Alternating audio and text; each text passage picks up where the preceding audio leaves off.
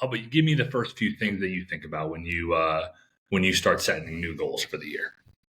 I think one of the biggest things for me is like figuring out what I want to do and not what I feel like I should do or what Ooh. somebody thinks I should do or recommends. Or I've made goals like that in the past, dude. And the likelihood of me sticking it through is and doing the things required is so minimal just because it's like, I almost like convince myself to kind of want to do something because I'm like, oh, it kind of sounds cool, or maybe I should do that.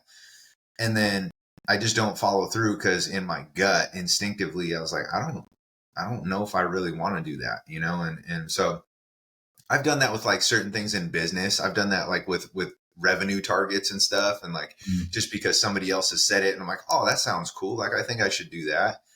And then I like chunk backwards and recognize like the work that's required to get to that goal. And I'm just like, I don't want to do that.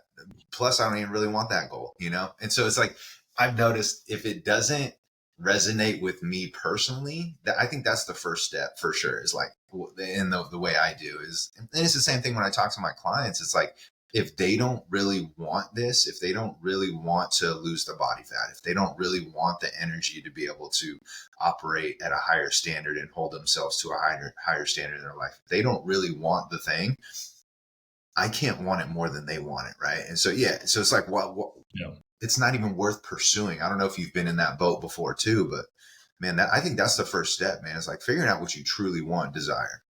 Yeah. No, that's a good point. It is a really good point to think. I think a lot of times we don't achieve the goals that we want because we don't want them, right? It's like a huge Yep. thing. I remember at one point I was like, I want to build $1 billion business. And it's Yeah. like, why? Why do you want to do that? And it's like, I want For freedom. It's like, do what? you really need $1 billion business?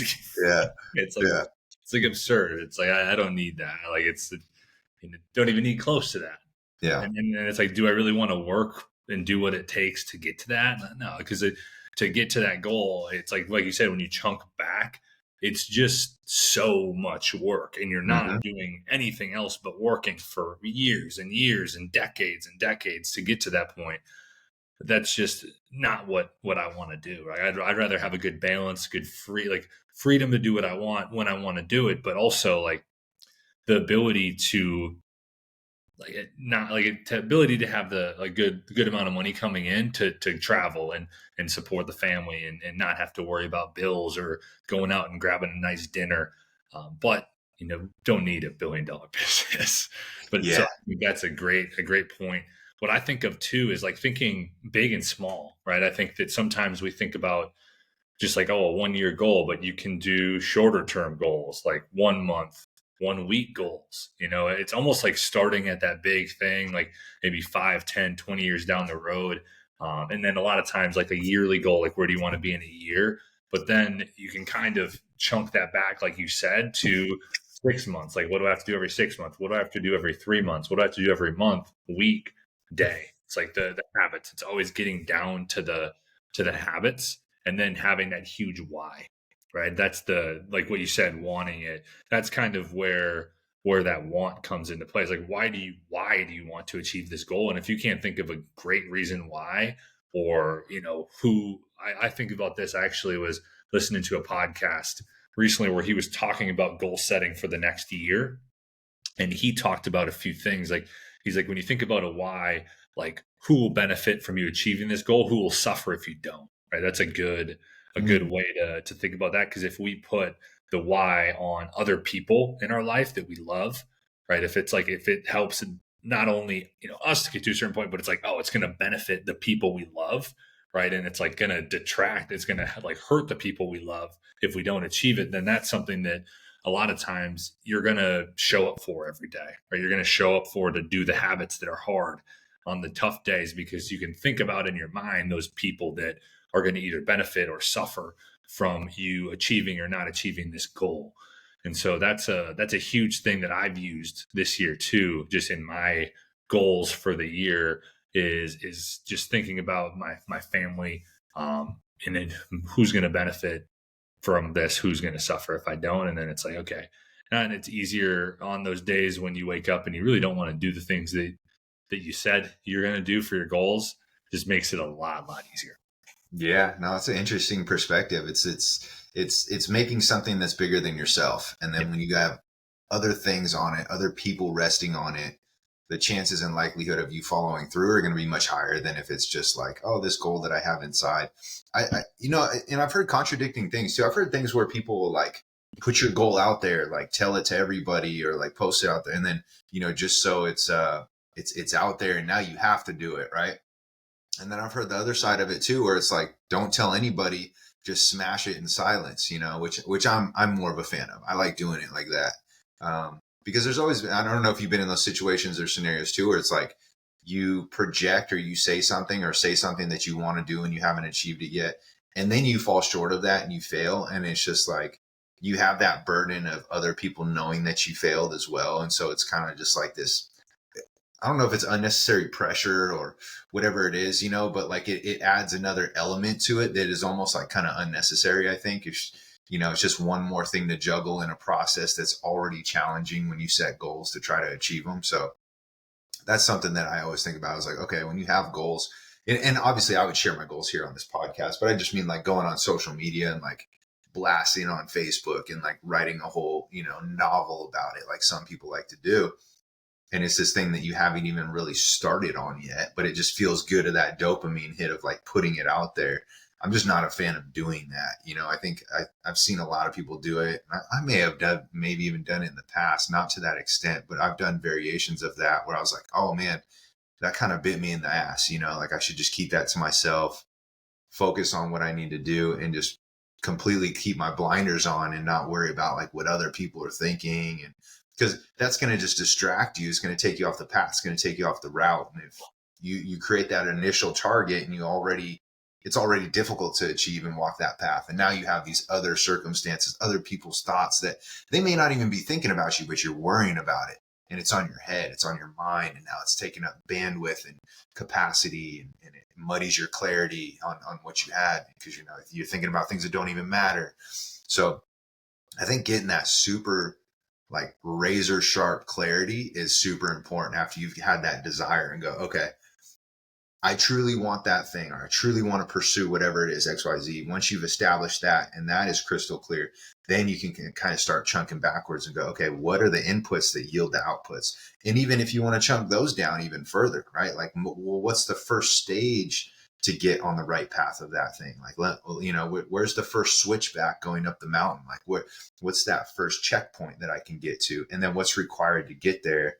And then what am I willing to do on a daily basis? And like literally just chunk it all the way back down to your daily actions. And I think that's super helpful, but it starts with that clarity. First and foremost, what do I want? Why do I want it? Put somebody else on it. Like you said, like your family, what are they going to get from it? What are they not going to get from it if I fall short? Chunk it backwards. What are the kind of pillars or milestones that are going to be required to inch you on your way? And then from there, weekly, daily basis, like what's required to be able to get there and what am I willing to do once I understand it, what's required. It's like what I tell my clients. I'm like, look, here's the standard. I'm going to show the standard to you. I'm going to show you everything that's required to get to where you want to go.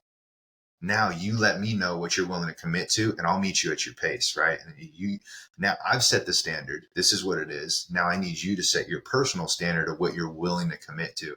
Because if it were me, I'd say, hey, I'm going to throw the kitchen sink at you. I want you to commit to everything, right? But I understand that's not necessarily realistic for people where they're at. So, from a coaching perspective, I just have them go, okay, make sure it's crystal clear on what's required to get there. But you can kind of look at the roadmap and go, let me pick one or two things that I know that I can do and I'm willing to commit to on here. Cool, let's start there. Because I know once we can start there, we can get some momentum. We can start going in the right direction and then we can build on top of that. But I think everybody come January 1st, they try to do everything, man. They try to do it all. They try to get to their goal tomorrow. And it's just like, no wonder you fail, right? Like you're trying to do everything and you're trying to get it done as fast as you possibly can. And we've all been there. I've tried to pursue things at lightning speed, and it's not a sustainable approach, that's for sure.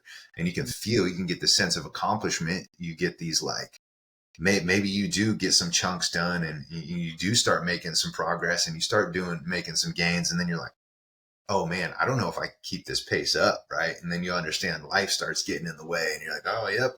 Wasn't that fire that I had when we first started, when the goal was cool and it was exciting. I don't have that anymore. So how am I going to keep pursuing and keep doing the things that I was doing before when I had that fire and I had that adrenaline, and then slowly but surely you kind of start to fade out. So yeah, that's kind of my 2 cents on it. What do you think, man?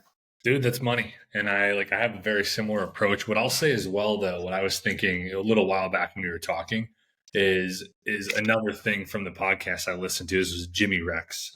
He's a good podcast if you're interested in. It's called the Jimmy Rex Show. A lot of good stuff for like men, and he has some different really interesting people on. But he was talking. He's like, it's not necessarily about achieving the goal, but who you become in the Oh process. yeah, it's huge. I love that. Great like thing. Like I've heard that from many people, but it's like, oh yeah, that's right. Like, because sometimes we get so attached to the goal, Yeah. right? Sometimes we set big goals and we're not going to achieve them. We're not going to achieve all the goals that we set, but you can kind of dwell on it and be like, fuck, like I'm a piece of shit, or you just kind of like go Yeah. down a rabbit hole of that, like for not achieving it. When really it's generally, even if you went down and you like had it top of mind throughout the whole process, you probably got pretty close to it, and you probably became a better person, or like Mm, closer to the person that you wanted to be in that process. So it's like reevaluating that. What you were saying as well is what I use, like building your way back, and then think of like meeting yourself where you're at. Like we were talking about with your clients, I always talk about that too. It's like, and I haven't really taken on new clients for a while, but when I was, it was like figuring out, like you said, it's like, what are the things, these are the areas that we need to work on. Like these are the areas that, we can come at and say that you're not doing, as you're not like in a great spot with, you don't have habits around. Now it's like, what area to you is like the most appealing to work on right now, right? It's like, oh, this, okay. Now these are the different habits that we could work on there. Like, what do you think is sustainable for you to take on a daily basis? And it's like, okay, these two things I think I could do. Like I'll be able to do those things, right? And it's like negotiating almost with your client or negotiating with yourself. It's like, okay, what can I do every day? And then when that's easy, building on those things, right? And I always say like 1 to 3 habits at a time. That's going to depend on the season of your life. It's going to depend on what you have for your lifestyle, the different things you got to do. But figure out like what is the most appealing thing for you to work on right away, because that's where you're most motivated to do. It's a great starting point, and then we can always build on it or add new habits in as you master those. But that is a huge thing. Some other things I wrote down as well is like, if you're struggling to think about like what you want, it's like, think about someone who has the life like you want, or has achieved the goal that you want.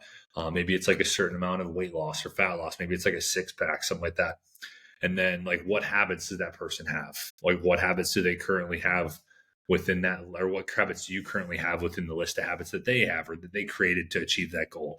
And then you can develop a daily, a weekly, a monthly plan to build those habits in a sustainable way that works for your lifestyle, right? And keep in mind that some of the things that detract people from being able to achieve these things is because you are comparing yourself to others, or you're comparing your progress to other people's progress, when everybody has a different life, a different job, a different like family life, and you're going to have different things that are needed from you on a daily and weekly basis that may make it harder for you to do all the things that that person did at that particular time, but you can still use their blueprint and then create your own blueprint within that blueprint that's going to help you do it in a sustainable way. yeah, absolutely. I think we tend to overcomplicate some things. We tend to try to do too much at one time, and I think you laid it out really well, where it's like, just see what you're willing to commit to. Like you have to have that conversation with yourself, because you can put yourself in a position where you're like, let me just grind as hard as I possibly can, and more is better, and you can do that, and there's going to be a very select few, like some anomalies that stand out and can like just do it and make it happen. But generally speaking, for the majority of people, like, you're going to have to meet yourself where you're at. You're going to have those honest conversations with yourself. You're going to have to do, even like you said, just 1 to 3 things. Even just doing, I know it sounds small, but even just doing 1 to 3 things on a daily basis, and those are brand new habits for you. It can be a lot, man. It can be a lot. Like, so you're going to have to be able to do those habits and make them to the point where they're non-negotiables, especially when you don't feel like it. So if you have like 15 to 20 things on your plate because you're trying to accomplish this thing as fast as possible, it's not to say that that's bad, but the likelihood of you doing those 15 to 20 brand new things every single day is so much smaller than it being 1 to 3 and just executing with precision. I saw a quote today that I love. I'm going to paraphrase it, but it's basically like saying, if you throw a bucket of water onto this rock, it's just going to splash the rock. But it said, if you drop 1 drop of water in the same spot each and every single day, it'll put a hole through that rock. And it's like, that's the kind of consistency and persistence and precision you need, versus like trying to do all these brand new habits come January 1st and like trying to get to your goal at like lightning speed. It's just like, pick those 1 to 3 things and just be so precise with it, monotonous, get bored with it, and then find new ways to like fall in love with those things. Like you have to like reignite it somehow. You almost have to like play tricks on yourself to get the most boring shit, especially when you and I talk about health and fitness, man. You want to be successful in it? Like, just be really good at the boring shit, the monotonous, like stupid, easy stuff, like the super simple stuff. And if you have the ability to not jump ship and like want to cut corners in health and fitness, like you'll do really well. Like if you just do like steps, hydration, protein, you focus on tracking your food and calories, sleep, workouts, like fundamentals. If you do those and you hammer them so much to the point where they're exhaustingly boring, like that's a good sign. That's how you know you're on the right track. When you're like, man, this is boring. Like, I feel like I should be doing more. Or I feel like I should be doing something else. You're on the right track. Like, that's exactly where you want to be. So, Yeah, no, I couldn't have said it better myself. I don't got too much more to add. I would just say, like, I wrote a few things down, like that are good things throughout the process to keep in mind for anybody. And it's just continually remind yourself every day your goals. Have a reminder on your phone. Have like I like to use my notes app for this. You could also do like a vision board, anything like that, whatever works for you. Or you could like post-it note them around the house, whatever you need to do to see them on a daily basis, and then continually reevaluate your goals, right, and your progress. Like, ask yourself, do you need to make a shift? Do you need to add what you're doing? If it's too easy, do you need to subtract what you're doing if you're falling short of what's going on? And if you can continually do that, you're going to make small shifts, or you're going to keep building on what you're doing. And before you know, you're going to be at your goal, or you're going to be damn close. Right. So I think those are just some other things that came to mind when it comes to not necessarily goal setting, but like the process of like making shifts throughout, because I think that's an important part. Yeah, man. Absolutely. So hopefully you guys got some good info for that. You guys are probably making your own goals. We're here still at the tail end of January here. So hopefully you're either still persevering and seeing your goals through steady and strong, or man, maybe you fell off already and you need to simplify things so that you can get back on the wagon. So hopefully that was beneficial for you. Share it with a friend, a family member. We're on all those platforms. Every platform where podcasts are streaming, we're pretty much on it. We'd love to hear from you guys too. So if you have comments or you have suggestions on new topics going forward, we're always happy to do those. And so until then, we will catch you guys and we'll see you on the next one.